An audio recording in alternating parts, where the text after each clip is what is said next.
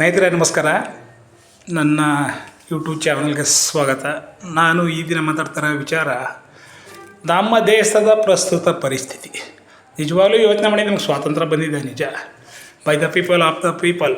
ಜೊತೆಗೆ ಸಂವಿಧಾನಬದ್ಧವಾಗಿ ನಮ್ಗೆ ಹಕ್ಕುಗಳು ಇದೆ. ಆದರೆ ನಮ್ಮ ದೇಶದ ಜೀವಿಸುವ ಪ್ರಮಾಣ ಯಾವ ರೀತಿ ಇದೆ ಗೊತ್ತಾ? ನಿಜವಾಗಲೂ ನಮ್ಮ ದೇಶದ ವ್ಯವಸ್ಥೆ ಅಂತೂ ತುಂಬ ಹದಗೆಟ್ಟು ಹೋಗಿದೆ. ಇದಕ್ಕೆ ಕಾರಣ ನಾವೇನೆ. ಭ್ರಷ್ಟಾಚಾರ ಅಂತಲ್ಲ, ನಾವು ಏನನ್ನು ಪ್ರಶ್ನೆ ಮಾಡದಿರುವುದೇ ದೊಡ್ಡ ಆಯುಧ. ನಮ್ಮ ಮೌನ ಆರೋಪಿಗಳಿಗೆ ಅಪರಾಧ ಮಾಡೋರಿಗೆ ಉತ್ತೇಜನ ಕೊಟ್ಟಾಗ ಯಾವುದೇ ಸರ್ಕಾರಿ ಕೆಲಸಗಳಲ್ಲಿ ಬೇರೆ ಕೆಲಸಗಳಲ್ಲಿ ನಮ್ಮ ಮತವನ್ನು ನಾವು ತೋರಿಸ್ಕೋಬೇಕು. ಸತ್ಯ ಏನಿದೆ ಅದನ್ನು ಕೇಳಬೇಕು. ಇಲ್ಲ ಅಂದರೆ ಅಪರಾಧಿಗಳಿಗೆ ನಾವು ರಾಜಮಳಿಗೆ ಏನು ಹೇಳಿ ಹಾಸಿಗೆ ಕೊಟ್ಟಾಗೆ. ಹಿಂಗಾಗಿ ದೇಶ ತುಂಬ ಅವನತಿಯಲ್ಲಿದೆ. ನೋಡಿ, ನಮ್ಮ ದೇಶದಲ್ಲಿ ಕೆಲವರು ದೇಶಗಳಲ್ಲಿ ಸೂರ್ಯನ ಬೆಳಕೆ ಬರೋಲ್ಲ. ಆದರೆ ನಮ್ಮ ದೇಶದಲ್ಲಿ 6 ಗಂಟೆ 10 ನಿಮಿಷಕ್ಕೆಲ್ಲ ಸೂರ್ಯನ ಉದಯ ಆಗುತ್ತೆ. ಅದರಲ್ಲಿ ಉತ್ತಮ ಗಾಳಿ ಇದೆ, ಬೆಳಕಿದೆ, ಉತ್ತಮವಾದ ವ್ಯವಸ್ಥೆ ಇದೆ. ಆದರೆ ನಮ್ಮ ದೇಶದ India is a rich country but Indians are beggars. ಯಾಕೆ ಈ ಸ್ಲೋಗನ್ ಬಂದಿದೆ? ಯಾಕೆ ದೇಶವನ್ನು ಆಳ್ತಿರೋರ್ಗೆ ಗೊತ್ತಿಲ್ವಾ? ಇದು ನಮ್ಮ ದೇಶವನ್ನು ಅಭಿವೃದ್ಧಿಯ ಪಥದತ್ತ ಯಾವ ರೀತಿ ಕೊಂಡೋಗಬೇಕು ಅಂತ ಗೊತ್ತಿಲ್ವಾ? ಗೊತ್ತಿದೆ. ಬಟ್ ಪಾಲಿಟಿಕ್ಸ್ ಇದ್ರೇ ರಾಜಕೀಯ ಮಾಡಲಿಕ್ಕಾಗೋದು ಅನ್ನೋದು ಅವರ ಸದುದ್ದೇಶ. ಹಂಗಾಗಿ ಸಮಸ್ಯೆಗಳಿದ್ದಲ್ಲಿ ರಾಜಕೀಯ ಮಾಡಬಹುದು ಅಂತ ಅವ್ರಿಗೆ ಗೊತ್ತಿದೆ. ಹಂಗಾಗಿ ಅವರು ಸಮಸ್ಯೆಗಳನ್ನು ಹಾಗೆ ಬೆಳೆಸ್ತಾ ಹೋಗ್ತಾ ಇದ್ದಾರೆ. ಹಂಗಾಗಿ ನಮ್ಮ ದೇಶದ ಯಾವುದೇ ವಿಭಾಗಗಳಲ್ಲಿ ನಾವು ಅಭಿವೃದ್ಧಿಯ ಪಥವನ್ನು ಕಾಣ್ತಾ ಇಲ್ಲ. ಉದಾಹರಣೆಗೆ ವ್ಯವಸಾಯ ಇರ್ಬೋದು, ಕೈಗಾರಿಕೆ ಇರ್ಬೋದು, ಟೆಕ್ಸ್ಟೈಲ್ ಉದ್ಯಮ ಇರ್ಬೋದು, ಅಥವಾ ಟೆಲಿಕಾಮ್ ಇಂಡಸ್ಟ್ರಿ ಇರ್ಬೋದು, ಅಥವಾ ನಾನಾ ಥರ ಎಲ್ಲ ರೀತಿಯ ಉದ್ಯೋಗಗಳು ನಾವು ಹಿಂದುಳಿತಾ ಇದ್ದೀವಿ. ಏನು ಅನ್ನಿಸ್ಬೋದು ನಮಗೆ, IT-BT ಉದ್ಧಾರ ಆಗ್ಬಿಟ್ಟಿದ್ದೀವಿ, ಎಲ್ಲ ವರ್ಕ್ ಫ್ರಮ್ ಹೋಮ್ ಬಂದ. ಮತ್ತು ಈಗ ಟೆಕ್ನಾಲಜಿ ಮುಖದ ಸುಮಾರು IT-BT ಕಂಪನಿಗಳು ಕೆಲಸದಿಂದ ತೆಗಿತದೆ. ಇದಕ್ಕೆ ಕಾರಣ ಯಾರು? ಪಾಪ IT-BT ಕಂಪ್ನಿಯನ್ನು ವರ್ಕ್ ಮಾಡ್ತಿದ್ದ ನೌಕರರ ಸಮಸ್ಯೆ ಏನು? ನಮ್ಮ ದೇಶದ ವ್ಯವಸ್ಥೆ ಯಾವ ಮಟ್ಟಿಗಿದೆಯಪ್ಪ ಅಂದರೆ, ನಮ್ಮ ದೇಶದ ವ್ಯವಸ್ಥೆ ಹೇಗಿದೆಯಪ್ಪ ಅಂದರೆ, ಬೆಳಗಾನ ನಾಟಕ ಮಾಡಿ ಬೆಳಿಗ್ಗೆನಾಗ ರಾಮನಿಗೂ ಸೀತೆಗೂ ಏನಾಯಿತು ಅನ್ನೋ ಪರಿಸ್ಥಿತಿಲಿ ನಾವಿದ್ದೀವಿ. ನಾವು ಪ್ರಜ್ಞಾವಂತ ನಾಗರಿಕಾಗಿ ಸಮಾಜದಲ್ಲಿ ಜೀವನ ಮಾಡಬೇಕು. ನಮ್ಮ ರೆಸ್ಪಾನ್ಸಿಬಿಲಿಟೀಸ್ ಏನು? ನಾವು ಯಾವುದೇ ಒಂದು ಸರ್ಕಾರಿ ಆಫೀಸ್ಗೆ ಹೋಗ್ತೀವಿ, ನಮಗೆ ಏನಾದ್ರು ವಿಚಾರ ಅಥವಾ ಸತ್ಯ ಅಂತ ಕಂಡು ಬಂದರೆ ಅಲ್ಲಿ ಕೇಳಲೇಬೇಕು. ಅದನ್ನು ನಾವೇನು ಮಾಡ್ತೀವಿ? ಕೇಳಲ್ಲ, ಹೋಗಿ ಆ ವ್ಯಕ್ತಿನ ಬೇಡ್ಕೊತೀವಿ. ಆ ವ್ಯಕ್ತಿ ಬೇಡ್ಕೊಂಡಾಗ ಏನು ಮಾಡ್ತೀವಿ? ಆ ವ್ಯಕ್ತಿಗೆ ನಮ್ಮನ್ನು ನಾವೇ ಶರಣರು ಮಾಡ್ಕೊಬಿಡ್ತೀವಿ. ಸೊ ಹಂಗಾಗಿ ಆ ವ್ಯಕ್ತಿಗೆ ನಮ್ಮಲ್ಲಿ ಹಿಡಿತ ಸಾಧಿಸ್ತಾರೆ. ಸೊ ನಮ್ಮನ್ನು ಹೋಗಯ್ಯ ಬಾರಯ್ಯ. ಆಮೇಲೆ ಸರ್ಕಾರಿ ಆಸ್ಪತ್ರೆಗಳು ನೋಡಿ, ದಯವಿಟ್ಟು ಯಾವ ಆಸ್ಪತ್ರೆಗಳಲ್ಲೂ ಸರಿಯಾಗಿ ರೋಗಿಗಳಿಗೆ ಚಿಕಿತ್ಸೆನೇ ಸಿಗ್ತಾ ಇಲ್ಲ. 1 ವಾರ ಆದರೆ 1 ಗಂಟೆ 30 ನಿಮಿಷ ಆಯಿತು ಅವರ ಲಂಚ್ ಅವರ್. ಡಾಕ್ಟ್ರ್ 2 ಗಂಟೆ ಮೇಲೆ ಬರ್ತಾರೆ, ಬನ್ನಿ ಅಂತಾರೆ. ಜೊತೆಗೆ ಏನಾರು ಸಾಂದರ್ಭಿಕವಾಗಿ ಅಥವಾ ಏನಾದ್ರು ತುಂಬ ಸಮಸ್ಯೆಗಳಿದ್ರಂತ ಅವನ ಕತೆ ಮುಗ್ತಿ. ದುಡ್ಡಿದ್ರಂತೂ ಪ್ರೈವೇಟ್ ಹಾಸ್ಪಿಟ್ಲ್ಗೆ ಹೋಯ್ತಾನೆ, ಇವ್ರು ಅಲ್ಲೇ ಸತ್ತ. ಸಾವಿರಾರು ರೋಗಿಗಳು ಸತ್ತಿರೋಂಥ ಉದಾಹರಣೆ ನಮ್ಮ ಕಣ್ಣೆದುರಿಗೆ ಇದೆ. ಅರ್ಥ ಮಾಡ್ಕೊಳ್ಳಿ. ಇನ್ನು ಆಹಾರ, ಅದೇನು ಅನ್ನ ಭಾಗ್ಯ ಯೋಜನೆ ಅಂತಾರೋ, ಭಾನುವಾರ ದಿನಾದರೂ ಹೆಬ್ಬೆಟ್ ಹಾಕಬೇಕು ಅಂದ್ಬಿಟ್ಟು ರೈತರು ಹೆಂಡತಿ ಮಕ್ಕಳೆಲ್ಲ ಅಲ್ಲೇ ನಿಂತಿರ್ತಾರೆ. KYC ಮಾಡಬೇಕು, ಅದೇನು ಮಾಡಬೇಕು, ಅದೇನೋ ಗೊತ್ತಿಲ್ಲ. ನಮ್ಮ ದೇಶ ವಿದ್ಯಾವಂತರಾಗಲಿ ಅಂದ್ಬಿಟ್ಟು ಬಾಬಾ ಸಾಹೇಬರು ಅತ್ಯುತ್ತಮವಾದ ಸಂವಿಧಾನವನ್ನು ಕೊಟ್ಟರು. ಆದರೆ ಈಗಲೂ ನಾವು ಹೆಬ್ಬೆಟ್ ಹಾಕೋ ಪರಿಸ್ಥಿತಿಲಿ ನಿಂತಿದ್ದೀವಿ ಅಂದರೆ ಯಾವ ಮಟ್ಟಿಗಾಗಿದ್ದೀವಿ ನೋಡಿ. ಎಲ್ಲರೂ ಕತ್ತಲೆಯಿಂದ ಬೆಳಕಿನ ಕಡೆಗೆ ಹೋಗ್ತಾರೆ, ನಾವು ಬೆಳಕಿನಿಂದ ಕತ್ತಲೆ ಕಡೆ ಬರ್ತೀವಿ. ಇದು ಸರಿನಾ?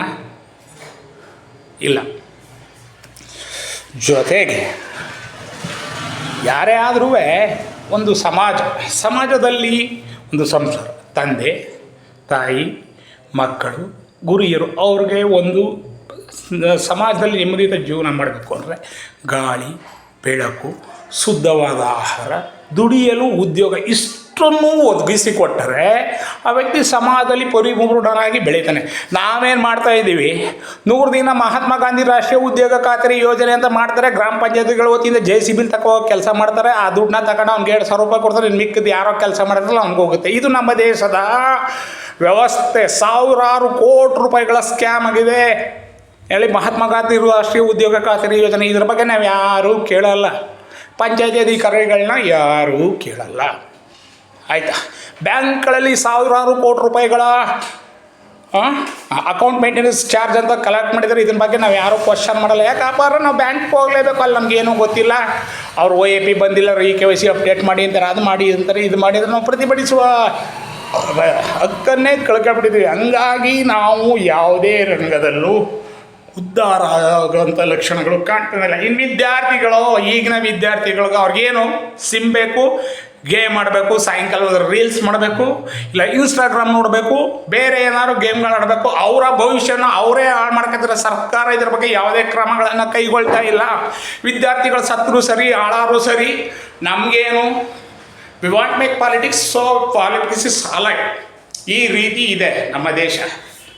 ಅಂದರೆ ನಾವು ಯಾವುದೇ ಕ್ಷೇತ್ರದಲ್ಲೂ ಬೇರೆ ದೇಶಗಳಿಗೆ ಪರಿಪೂರ್ಣವಾಗಿ ಬೆಳೆಯಲಿಕ್ಕೆ ಆಗ್ತಿಲ್ಲ. ಕಾರಣ ನಮ್ಮ ದೇಶದ ರಾಜಕೀಯ ವ್ಯವಸ್ಥೆ, ನಮ್ಮ ರಾಜಕೀಯ ವ್ಯಕ್ತಿಗಳೇನಿದೆ ನೋಡಿ. ನಮ್ಮ ರಾಜ್ಯದಲ್ಲಿ ಇತ್ತೀಚೆಗೆ ಉದಾಹರಣೆ ಒಂದು 40 ಜನ ಶಾಸಕರು, 25 ಶಾಸಕರು ಬೇರೆ ಫಾರಿನ್ ಟ್ರಿಪ್ ಹೋಗಿದ್ದಾರೆ. ಇಲ್ಲಿ ಸಮಸ್ಯೆಗಳು ಯಾರು ಕೇಳ್ತಾರೆ? ನಮ್ಮಲ್ಲಿ ಅವ್ರಿಗೆ ಅನ್ನಭಾಗ್ಯ ಯೋಜನೆಗೆ ಸಬ್ಸಿಡಿ ಕೊಡೋದು ದುಡ್ಡಿಲ್ಲ, ಗೃಹಲಕ್ಷ್ಮಿ ಯೋಜನೆಗೆ ದುಡ್ಡು ಕೊಡೋದು ದುಡ್ಡಿಲ್ಲ. ಈ ಕೋಟ್ಯಾಂತರ ರೂಪಾಯಿ ಖರ್ಚು ಮಾಡ್ಕೊ ಹೋಗಿದ್ದಾರೆ. ಯಾರ್ದು ದುಡ್ಡು ಅದು? ಎಲ್ಲಿಂದ ಬಂತು? ಹಾಗೆ ನಮ್ಮ ಕೇಂದ್ರ ಸರ್ಕಾರದ ನೀತಿ ತುಂಬ ಒಡೆದಾಳ ನೀತಿ ಅಂತ ಇದೆ ಸ್ವಾಮಿ. ನಿಜವಾಗ್ಲೂ ಓಪನ್ ಆಗಿ ಹೇಳಬೇಕು, ಈ ಏನು ಹೇಳಿ ನಮ್ಮ ಕೇಂದ್ರ ಸರ್ಕಾರದ ನೀತಿ ಅಂತೂ ಬಡವನೇ ಶ್ರೀಮಂತ ಅದೇ ಸ್ವಾಮಿ. ಒಬ್ಬ ವ್ಯಕ್ತಿ ಮುಖೇಶ್ ಅಂಬಾನಿ ಆಯಿತಾ, ಆಮೇಲೆ ಗೌತಮ್ ಅದಾನಿ ಇವ್ರುಗಳೇ ಶ್ರೀಮಂತರಾಗ್ತಾರೆ. ಮತ್ತೆ ಎಲ್ಲ ಇಂಡಸ್ಟ್ರಿಗಳು ನೆಲಕ್ಕೆತ್ತಿದ್ವಿಲ್ಲ. ಕಾರಣ ಏನು? ಅವ್ರು ಯಾವ ವಿದೇಶಿ ನೀತಿಗಳನ್ನು ಅಡಾಪ್ಟ್ ಮಾಡ್ಕೊಂಡಿದ್ದಾರೆ. ಜೊತೆಗೆ ಇವ್ರು ಯಾವ ಬೇರೆ ಕಂಪ್ನಿಗಳು ಸಾಲಗಾರ ಆಗ್ತಿರಲ್ಲ, ಅವರೆಲ್ಲ ಯಾವ ರೀತಿ ನೀತಿಗಳನ್ನ ಅಡಾಪ್ಟ್ ಮಾಡ್ತಾರೆ. ನಮ್ಮ ದೇಶದ ಪ್ರಧಾನಿ ಮಂತ್ರಿಗಳು ಫಾರಿನಿಂದ ಆಗಲ್ಲ ಸ್ವಾಮಿ. ನಮ್ಮ ದೇಶ ಇಡೀ ವಿಶ್ವಕ್ಕೆ ಮಾದರಿಯಾಗಿರೋಂಥ ದೇಶ. ಆದರೆ ನಮ್ಮ ಪ್ರಧಾನಿಗಳು ಬೇರೆ ದೇಶಕ್ಕೆ ಹೋಗಿ ಅದೇನು ಕಲ್ತ್ಕೊಬತ್ತಿರೋ ನನಗಂತೂ ಗೊತ್ತಿಲ್ಲ. ನಿಜವಾಗ್ಲೂ ಸಿಕ್ಕಾಪಟ್ಟೆ ಹೋಗ್ತಾರೆ ಬರ್ತಾರೆ. ದೇಶವಂತೂ ಅಭಿವೃದ್ಧಿ ಅಂತೂ ಕಾಣಿಲ್ಲ. ಏನು? ಹಂಗಾಗಿ ನಾವುಗಳೆಲ್ಲ ಯೋಚನೆ ಮಾಡಬೇಕು, ಚಿಂತಿಸಬೇಕು.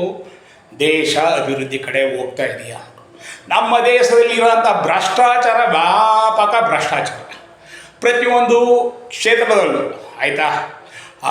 ಜೊತೆಗೆ ಅಲಸತನ, ಶಿಕ್ಷಣ ಕ್ಷೇತ್ರವಂತೂ ಹದಗೆಟ್ಟೋಗಿದೆ. ದಯವಿಟ್ಟು ಯೋಚನೆ ಮಾಡಿ.